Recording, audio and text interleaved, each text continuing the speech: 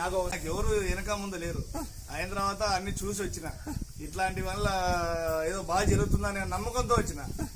2-3 సార్లు 4 సార్లు 5 సార్లు అప్పు చేసుకొని వచ్చిన నీ దగ్గరికి. అప్పు చేసి వచ్చిన 500 నాతో, లేకపోతే పక్కన వేరే వాళ్ళతో తీసుకొని వచ్చిన 2012లో. అయిన తర్వాత ఇప్పటికి 12 ఏళ్ళు అయింది నేను రాబట్టి నీ దగ్గరికి.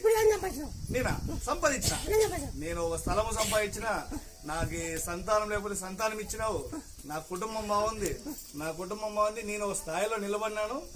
దానికి కారణం కూడా నువ్వే.